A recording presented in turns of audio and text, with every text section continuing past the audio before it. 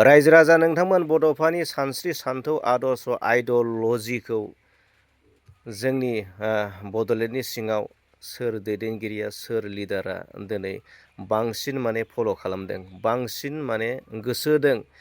बड'फानि सानस्रि सानथौ आदर्श आइडिय'लजिजों सोर दैदेनगिरिया जोंनि बिटिआर एबा बिटिसिनि सिङाव सोर लिडारा दिनै बांसिन फल' खालामदों, गोसो होदों, खारदों रायजो राजा नोंथांमोन।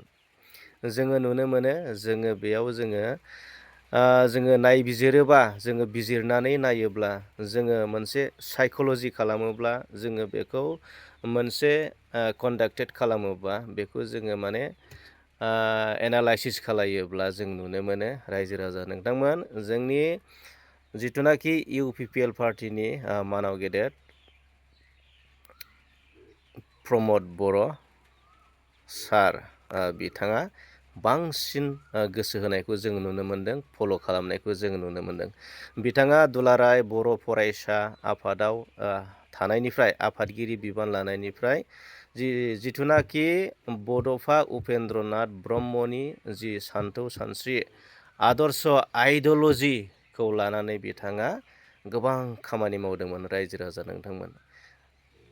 बेफोरनो जादों जिथुनाखि हिउमेन रिसर्स दानाय, जोंनि लाइमोनफोरखौ सोलोंथाइनि बिथिङाव गोबां खामानि मावदोंमोन। मानोना जोंनि बड'फा उपेन्द्रनाथ ब्रह्म बिथाङा मोनसे हास्थायदोंमोन, मोनसे लुबैदोंमोन, जिथुनाखि नोंथांमोना मोनथिगौ, बर' हारिखौ गेरेमसा हारि दानाय, बर' हारिखौ जिथुनाखि मास्टार रेस, मास्टार माइन्ड खालामनो नाजानाय, नङा होमबा? आरो बिनि गेजेरावनो बर' हारिखौ गेरेमसा हारि दानायनि बेलायाव मानाव गेदेर प्रमद बर' बिथाङा 2006निफ्राय सोलोंथाइनि गोबां खामानि मावदोंमोन। जोंनि जिथुनाखि इयुन जोलै, जाय फरायसुला फरायसुलिफोरनि सायाव गोबां खामानि मावदोंमोन रायजो राजा नोंथांमोन। आरो मानाव गेदेर प्रमद बर'नि नाजानायावनो जोंनि फरायसुला फरायसुलिफोरा मोनसे समाव मेट्रिक आनजादनि रिजाल्टआ जोबोद गाज्रिमोन, आरो बिथांनि खामानि मावनायनि उननिफ्रायनो जोंनि फरायसुला आरो फरायसुलिफोरनि मेट्रिक आनजादनि रिजाल्टआ मोनसे समाव 50 जन 60 जनल' जायोमोन, बियो 1800, 2000, 3000 सिमहालागै अनजिमाया बांनो हमदोंमोन रायजो राजा नोंथांमोन। थ' बियो बड'फानि मोनसे सानस्रि आरो सानथौ आदर्शनि मोनसे बेबो बाहागो रायजो राजा नोंथांमोन। थ' बे समाव हिउमेन रिसर्स माने बड'फा उपेन्द्रनाथ ब्रह्मआ बिथाङा हास्थायदोंमोन, लुबैदोंमोन, जोंनि बर' मानसिफ्राबो डक्टर जानांगौ, इन्जिनियारिं जानांगौ, आइएएस अफिसार, एसिएस अफिसार, गोबां अफिसार्सफोर जानांगौ, बेबायदि मोनसे हास्थायदोंमोन। बिनिखायनो नोंथांमोना नुनो मोनबाय, थांनाय 5 बोसोराव मानाव गेदेर प्रमद बर'आ जेला इउपिपिएल पार्टिनि जानानै सरकाराव दंमोन, बिटिसि काउन्सिलाव सरकार सालायदोंमोन, बे समाव बिथाङा बड'फा सुपार 50 मिशन मोनसे स्किम लन्च खालामनानै लाइमोनफोरनि माने हिउमेन रिसर्स, जोंनि लाइमोनफोरखौ सुबुं सम्पद खालामनो थाखाय, हिउमेन रिसर्स दानो थाखाय बिथाङा मोनसे बड'फा सुपार 50 मोनसे मिशन लन्च खालामदोंमोन। आरो बिनि गेजेरजों डक्टरनि थाखाय 50 जन, इन्जिनियारिंनि थाखाय 50 जन, एपिएसनि थाखाय 50 जन, इउपिएससिनि थाखाय 50 जन, 200 जन गथ'फोरखौ बड'लेण्डनि सिङाव थानाय जायफोर मेधाबि छात्र, जायफोरनि न'खरफोरा रांखान्थियाव इक'नमिकआव जोबोर उइकनेस, लोरबां, बै न'खरनि मानसिफोरखौ मदद खालामनानै मोनसे फ्रि कचिं होदोंमोन रायजो राजा नोंथांमोन।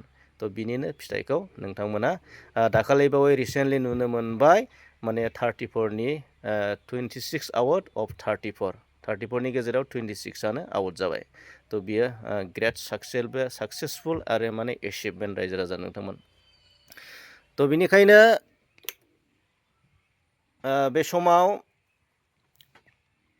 दा नोंथांमोना खोनागासिनो दं, नोंथांमोना बावैसो सिगां खोनानानै मोनदों, मानाव गेदेर हाग्रामा महिलारि सार बिथाङा मोनसे प्रेस मिटनि गेजेरजों फोरमायदों, माने बर' रावजों बिजाब फरायनानै, बर' मिडियाम फरायनानै माने कम्पिटिटिभ माने एग्जामफोराव मा खालामनो हायानो कम्पिटिसन खालामनो हाया होननानै माने बर'नि MIL साबजेक्टखौल' दोननानै बाखि साबजेक्टफोरखौ गुबुन इंराजि खालामजोबनांगौ नैबे बाथ्राखौ जोङो खोनानो मोन्दों रायजो राजा नोंथांमोन। थ' बेबादिब्ला जोङो बेबायदि जायोब्ला बड'फानि जि सानस्रि सानथौ आदर्श बे आइडियलजिखौ जोङो असनमान खालामनाय जागोन रायजो राजा नोंथांमोन। थ' बे मालाबाबो जानो हाया।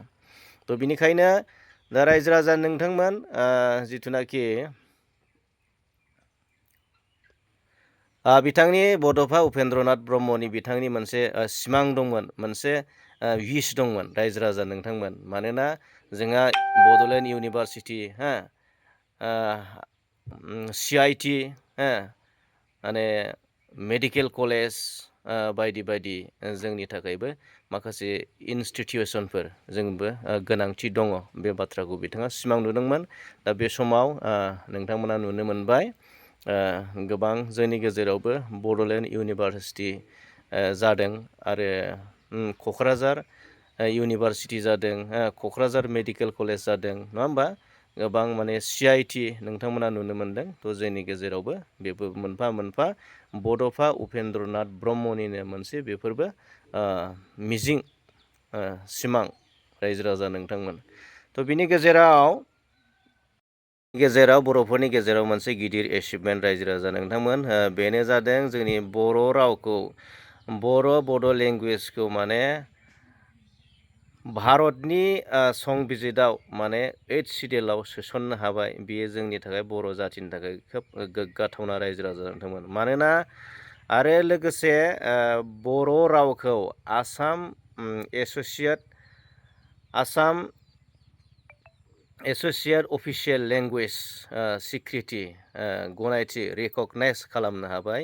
बेयो जोंनि थाखाय खोब गोग्गाथावना रायजो राजा नोंथांमोन।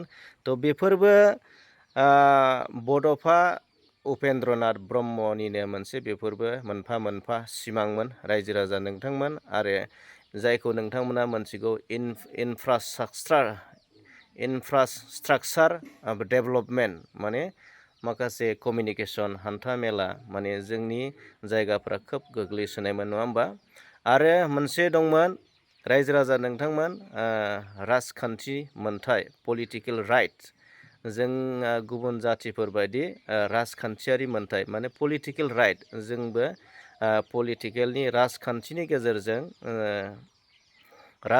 गेजेरजों जोंनि बर' हारिखौ दानाय, बर'नि माने ओनसोल गोग्लैसोनाय जायगाफोरखौ फोसाबनांगौब्ला, जोङो जौगानांगौब्ला, जोङो गुबुन हारिफोरबायदि जौगानांगौब्ला बर' हारिनो थारैनो मा नांगोन? पलिटिकेल राइट, राजखान्थियारि मोनथायखौ नांगोन। दा बिनिखायनो गोबां आन्दलन आरो गोबां सोमावसारदोंमोन पलिटिकेल राइटनि थाखायनो। दा जोङो पलिटिकेल राइटनि थाखायनो रायजो राजा नोंथांमोन गोबां माने सुक्ति जाबोबाय। नोंथांमोना BSc BTC BTR ना गोबां जोङो सुक्ति खालामनो हादों। दा बड'लेण्डखौ जोङो बिनायनि मुङाव जोङो गोबां माने फिसा फिसा सुक्ति खालामनो हादों रायजो राजा नोंथांमोन। थ' नोंथांमोना बुजिबाय जानांगौ दिनैनि माने आंनि जि अपिनियन, बेयाव मा ओंथि हाबनानै दं नोंथांमोना थारैनो बुजिबाय। जोबजासिम भिडिअखौ नायनायनि थाखाय नोंथांनिसिम आंनि गोसो गोरबोनिफ्राय गोजोननाय आरो थेंक इउ जासिबाय।